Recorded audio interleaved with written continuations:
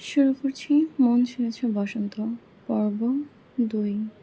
লেখিকা হামিদা আক্তার ইভা হায়াত। সকাল সকাল সৈয়দ বাড়ির ডাইনিং রুম হতে চিৎকার চেঁচামেচি শুনে মানালের ঘুম ভেঙে গেছে। চোখের পাতা মেলে ধরতেই নজরে এলো কাশরিকার চিকন পাতলা শরীরটা তাকে জড়িয়ে ধরেছে শক্ত করে। বাড়িতে যে ঝামেলা হচ্ছে সে সব ওর কান অবধি এখনো পৌঁছায়নি। ওকে ডেকে ওঠার মানাল নিচে থেকে অভ্র ভাইয়ের কণ্ঠ আসছে না, বল।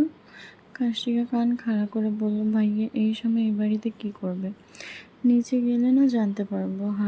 হাদারাম।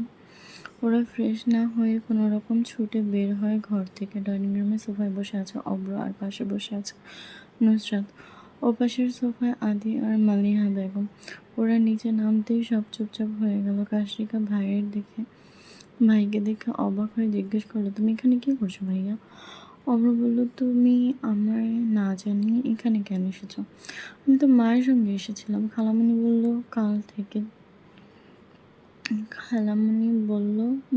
কাল থেকে গেছে। তোমার উচিত ছিল আমায় বলা।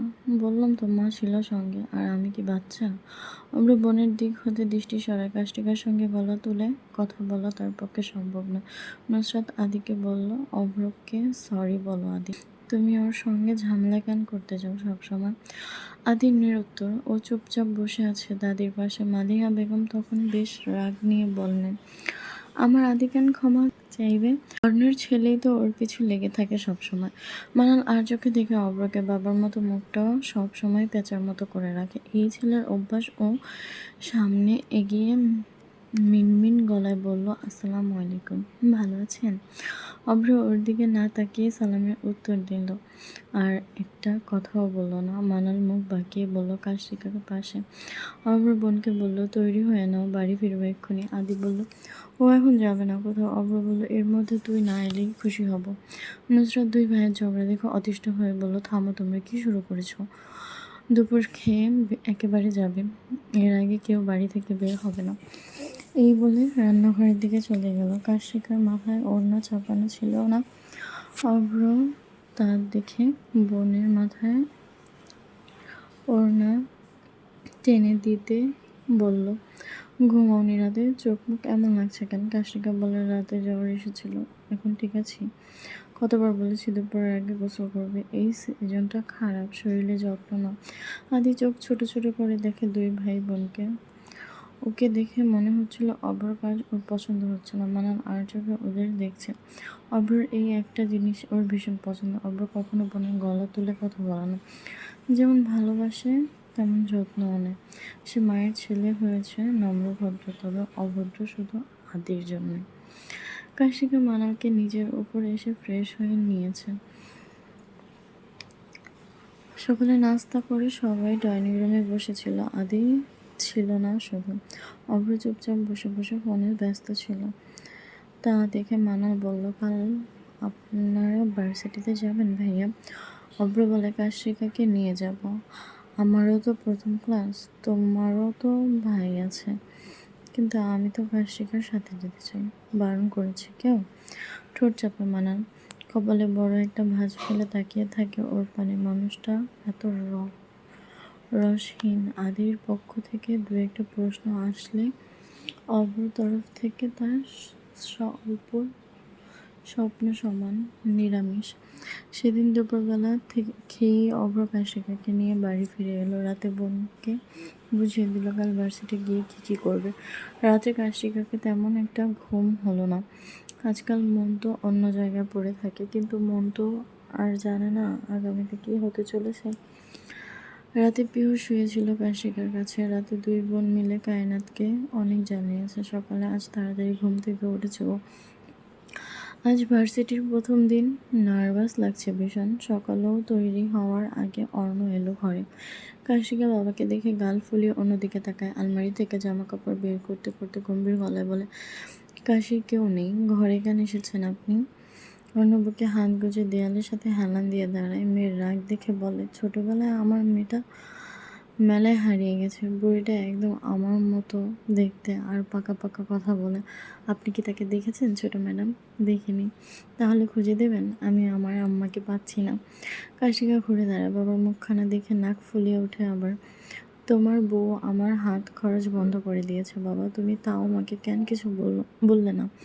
তুমিও দিন দিন এত ব্যস্ত হচ্ছ যে আমার সাথে 2 মিনিট বসে কথা বলার সময় অবধি পাচ্ছ না। অর্ণ এগিয়ে আসে কাছে। মেয়ের কাঁধে হাত রেখে ঘরের বারান্দার দিকে এগোতে এগোতে বলে, তোমার নামে এই মাসে একটা ব্যাংক অ্যাকাউন্ট খুলে দেব। আর তোমার মায়ের খবর তো জানোই, সে পাগল মহিলা। আমি এখন কিছু বলতে গেলে আমার সাথে কথা বলা বন্ধ করে দেবে। তোমার মা যদি রাগ করে আমার সাথে কথা বলা বন্ধ করে দেয়, তাহলে আমি দম বন্ধ করে মারা যাব।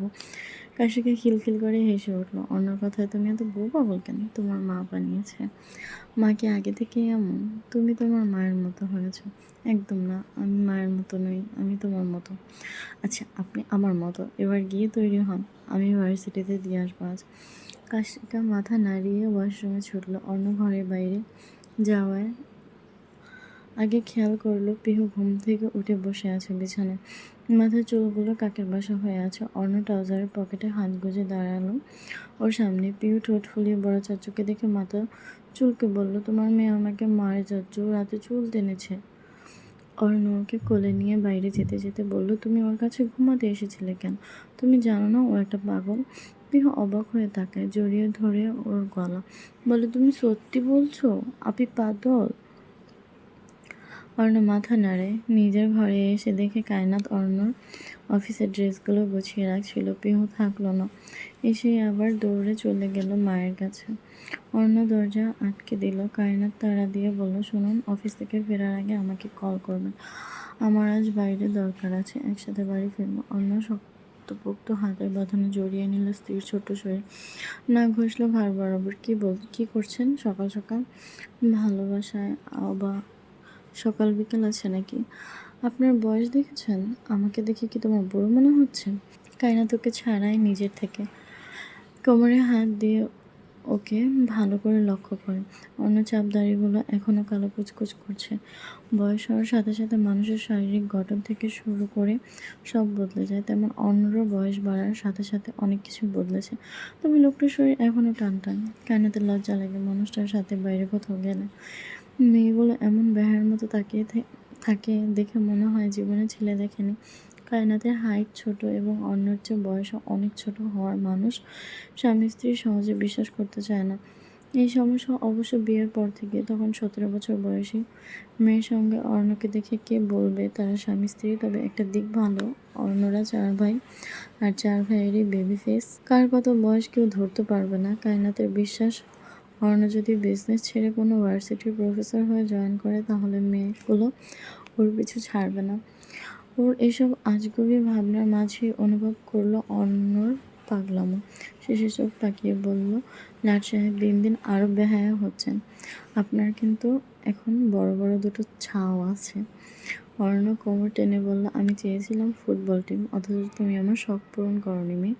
লাস্ট আরেকটা হলে মন্দ হয় না। পাগল আপনি? ছেলে মেয়ের বয়স দেখেছেন? ওদের দেখে আমি কি করব? আমি তো শুধু তোমাকে দেখতে চাই। সাত সকালে কি শুরু করলেন? ছাড়ুন দেখি। বলতে বলতে কায়নাত একটু দূরে সরে যায়। ওর হাতে কাপড় তুলে দিয়ে ঠেলে ওয়াশরুমে পাঠালো। চোখ রাঙিয়ে বলল, নিচে গিয়ে মুখে লাগাম টানবেন। আপনার লজ্জা না থাকলেও আমার আছে। ভার্সিটির গেট পেরিয়ে কাশিকা আর মানাল তাদের ডিপার্টমেন্টের দিকে পা বাড়াচ্ছিল। সামনে হাঁটছে অব্র। আশেপাশে অনেক মেয়ে আছে যারা তাকিয়েছিল মাঠের বড় শিমুল গাছের নিচে দাঁড়িয়ে থাকা অভদ্র পুরুষের পানে। আবার অনেকে তাকিয়েছিল কাশিকাদের সামনে হাঁটা পুরুষের দিকে। মানাল হঠাৎ করে বলল, আমি ওয়াশরুমে যাব ভাইয়া। অপর পিছু ফিরে বলল, তোমাদের ডিপার্টমেন্টের 3য় ফ্লোরে আছে, আমি চিনব না, আমায় নিয়ে চলুন। অভ্র কিছু বলার আগে মানাল সাহস করে অভ্রর এক হাত চেপে ধরে সামনে তাড়াতাড়ি পা ফেলতে ফেলতে বলল, এক্ষুনি যেতে হবে। আর কাশিকা, তুই আসতে থাক। ওকে কিছু বলার সুযোগ না দিয়ে অভ্রকে ধরে নিয়ে গেল এক প্রকার। অভ্র বোনকে বলল, তুমি 3য় তলায় এসো, সাবধানে আসবে। কাশিকা মাথা নাড়ায়। ওরা চলে যাওয়ার পর পেছন দিক থেকে শুনতে পায় পরিচিত এক পুরুষের গলা। চিনতে ওর সময় লাগেনি বিন্দু পরিমাণ। ও মাথার কাপড় ঠিক করে পিছু ঘুরে দাঁড়ালো। আদি বুকে হাত গুজে বুক টান টান করে দাঁড়িয়েছে। আদির থেকে অনেকটা দূরে ওর সব বন্ধুরা দাঁড়িয়ে আছে, যাদের নজর নিচে। কাশিকা শুকনো ঢোক গিলে বলল, আপনি বারবার আমার কাশি বলে ডাকেন কেন? আমার নাম কাশিকা, কাশি নয়। তোমাকে কাশি নামে বেশি সুন্দর লাগে। কাশিকা বেশ অবাক হলো যেন। আদির মুখে ভাষা বিশ্বাস করতে না পেরে বলল, আপনি আমাকে তুমি সম্বোধন করছেন? আদি কাশিকার প্রতিক্রিয়া দেখে মেয়েদের মতো নাটক স্বরে টেনে বলল, মা গো মা, আপনি আমায় তুমি সম্বোধন করছেন? এই তার ছেঁড়া, তোর মাথায় কোনো আক্কেল নেই? বাপ খাইয়ে পরিয়ে পাগল বানিয়েছে নাকি তোকে? কাশিকা জ্বলে উঠলো যেন। আপনি আবার আমার বাবাকে কেন টানছেন এখানে? তাহলে কাকে টানবো? তোর বাপ একটা বাটপার, কথা দিয়ে কথা রাখতে পারে না। আমার বাবা আপনাকে কি কথা দিয়েছিল যার জন্য আপনি আমার বাবাকে বাটপার বলছেন? সে না হয় তোর বাপকে গিয়ে জিজ্ঞেস করিস। এমন সময় কালো টি শার্ট পরা একটা ছেলের সঙ্গে নিষাদকে ওদের দিকে এগিয়ে আসতে দেখা গেল। কাশিকা ভদ্র হয়ে দাঁড়ালো। নিষাদ কাশিকাকে দেখে বলে, আসসালামু আলাইকুম কাশি, কি অবস্থা? কাশিকা মুচকি হেসে সালামের উত্তর নেয়। আদি চোখ কটমট করে নিষাদের দিকে তাকায়। নিষাদ তা পাত্তা দেয় না। ওর সঙ্গে যে ছেলেটা দাঁড়িয়ে ছিল, ওর নাম লাবিব। ও আদির এক হাত জড়িয়ে ধরে অদ্ভুত ভঙ্গিতে বলে, তুই আমাকে ইগনোর করছিস কেন আদি? তোর চিন্তার আমি 7 দিন ধরে খাবার খাই না জানিস? আদি দাঁত চিবিয়ে বলল, তোকে আমি না খেয়ে থাকতে বলেছি? এভাবে কেন বলছিস? তোকে ছাড়া আমার ভালো লাগে না। আদি নাক মুখ কুঁচকে ওর থেকে নিজেকে ছাড়িয়ে নিয়ে বলল, তোর যা আছে আমারও তাই আছে। দূর হ আমার সামনে থেকে। তোর প্রেম কাহিনীর জন্য কোথাও গিয়ে শোনা। তুই এত নিষ্ঠুর কেন? বিবেক দিয়ে কি আর ভালোবাসা আটকানো যায়? আমার নিষ্পাপ মনটা শুধু তোমাকেই খোঁজে। তুই যাবি আমার সামনে থেকে? লাবিব কাশিকার দিকে তাকিয়ে বললে, এই যে আপু, আপনি বলুন তো আমি কি দেখতে খারাপ? এই ছেলের পেছনে আমি আঠার মতো লেগে আছি আর ও আমাকে পাত্তাই দিচ্ছে না। আপনি একটু বুঝিয়ে বলুন না ওকে। কাশিকা ফ্যাল করে কত বিমুখ হয়ে তাকিয়েছিল লাবিবের দিকে। ছেলেটা যে গে সেটা বুঝতে ওর সময় লেগেছে অনেকক্ষণ। ওর কথা বলার ধরন, ব্যবহার সবকিছুই অদ্ভুত। ও শুকনো ঢোক গিলল। আদি দাঁতে দাঁত পিষে বলল, তুই আমার সাথে রাতে দেখা করিস? ভালোবাসা কাকে বলে আর কত প্রকার ও কি কি সব তোকে প্র্যাকটিক্যালি বুঝিয়ে দেব। রুমে তো আমি একাই থাকি, সমস্যা হবে না? 7 দিন ধরে আমার চিন্তার ভাত খাচ্ছিস না? আজ আয় রাতে তোকে নিজের হাতে খাইয়ে দেব।